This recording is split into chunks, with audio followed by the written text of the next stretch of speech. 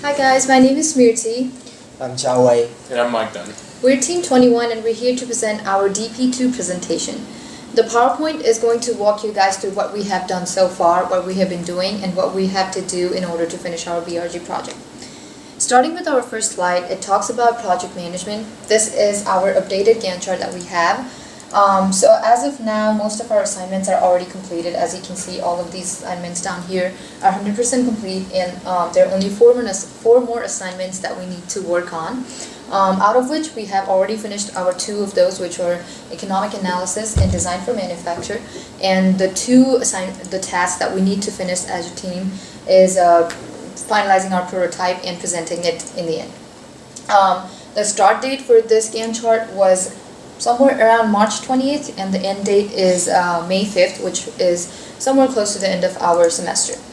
Our next slide talks about design structure matrix. This matrix is completely independent of what we had in our Gantt chart. The tasks that were coupled or parallel or sequential in Gantt chart is different than what we have in this one. As you can see, task 1, task 2, and task 3, which is identification of customer needs, establishment of target specification, and intellectual properties on literature research, we made those coupled because even though they were dependent on each other, we could do them on the same time. And task 5 and task 6, which is concept testing and product architecture, we as a team thought we could work on it at the same time, so we made it in parallel. While we were testing our concept, we can also give function to our chunks, and that is why we thought making them in parallel would work out. And every other task, remaining ones, are more or less sequential to each other. Moving on to our next slide, this talks about the concept generation that we came up as a team. These are the 9 different concepts that we came up for 3 different stations. Our station 1, the general idea behind it is a conservation of momentum. We initially planned on using dominoes and putting it into a ramp and having a ping pong ball slide through and hit one of the dominoes, which would eventually hit the other one standing by, and that would kind of show the idea of conservation of momentum to our students. But we did have a little bit of modification, which Mike will talk to you guys later on our final selection. But that was the idea behind our station 1. And station 2, the idea was air levitation. We had a tube. On the bottom of the tube there was one fan, and on the side there would be another fan, and when ping pong ball passes through it, the air on the bottom, or the fan on the bottom, would give it some push upward, and the fan on the side would give it some push towards the side. And that was the idea behind station 2. And for station 3, we have an idea of pressurized cylinder vessel. The student would manually have to put in some pressure from a pump, a bicycle pump or something, and then once we open the valve for inside the tank would be connected through a pipe, and the pipe would be connected to the ping pong ball, and it would shoot out the ping pong ball out of it. Those are the 3 different basic concepts that we have for our 3 different stations. Now Mike will give you an idea of our final selection and how we came up with it. Thanks, Smriti. Alright, well yeah, we just talked about the 3 different things we chose. Again, starting first with the momentum station, we had a couple different ideas, and again we boiled it down to this one, using 3 ping pong balls. Again, the idea of just transferring momentum, trying to teach that lesson is kind of hard to do with small children in small pieces. But one of the things we had an idea about was dominoes, and dominoes is a great one. But again, for this circumstance in our different ideas, getting a table bumped or a kid losing pieces was just kind of not a good idea, I guess you'd say. So we ended up going with the 3 ping pong balls, which again is much simpler, and then just running through a tray. That was one of the ones we kind of talked about and just ran different ideas, and it actually worked pretty well when we tested it. Our second idea, again, with using air levitation, just using a fan, all the different ideas we had were just varying basically by how the ball transferred from the station to the next station. And in this example, we had the secondary fan that blew it from station to station. So again, that's the kind of idea with that one. And the last one, we used it for air pressure. Air pressure was something we were trying to, again, another teaching lesson, and we wanted different ideas using either a pump or a vacuum or springs or just whatever. One of the ideas that came up was a pressurized tank. Filling up an air, to a certain PSI, and then be able to dump the air pressure and forcing the air out of a chamber, like Smriti said. So again, here's our 3 selected items from our BFRG, and we just wanted to again go through those quickly with you. And we'll move on to the next part, intellectual property, talking about patents. We wanted to talk about that briefly, basically how we dug into that and just brainstormed different ideas. A lot of the, there was tons of them to choose from, and just everything trying to relate into our project is kind of hard. But again, there was no limitation factors that we found through the couple hours that we spent digging in down there, but mostly we found a lot of good ideas. Ideas about different things about, there was air pressure using a cylinder, but again, it was like reverse what we were talking about. Instead of applying a force using a cylinder, there was, it was lifting with an air cylinder. Again, just a couple different ideas, but again, this is for us to research and know more about, the patent world and just what it is for us to possibly patent an idea. Again, it was a lot of huge learning curve for us. So moving on, we go to our failure modes and effects and analysis.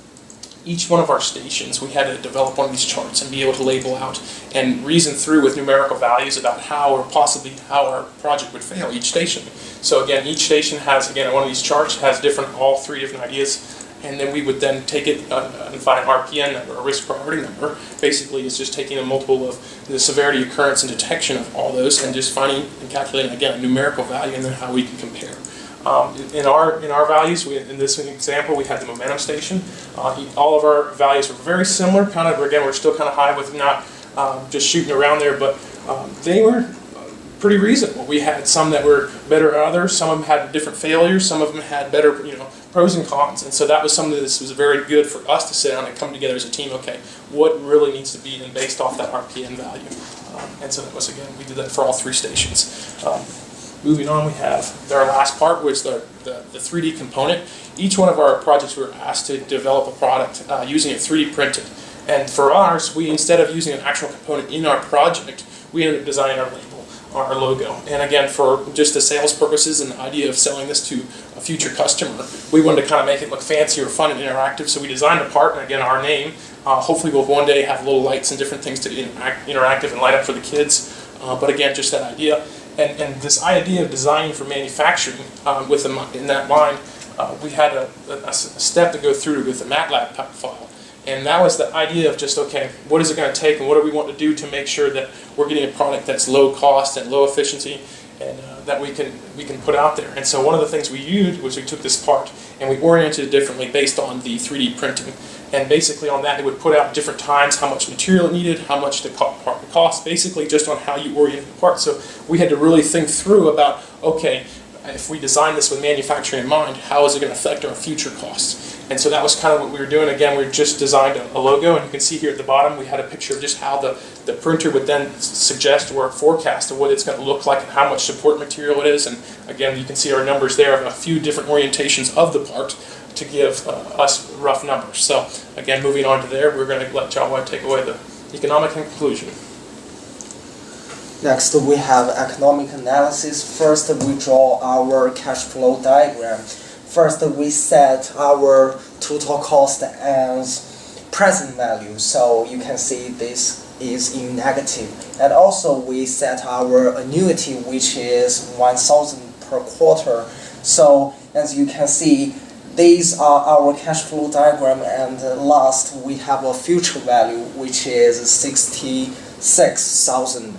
So through those process, we can calculate our interest rate, which is about 7% in quarters or 21% in years. And also we have our QFM chart.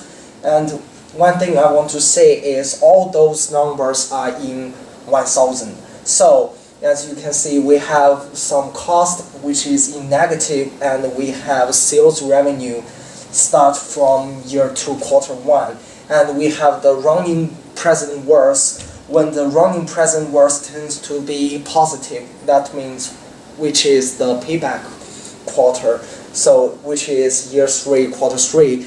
To conclude our presentation, we have update Gantt chart, we have failure mode analysis, and also our team research about intellectual property, and the last economic analysis in the end. That's our presentation for DP2. Thank you. Thank you.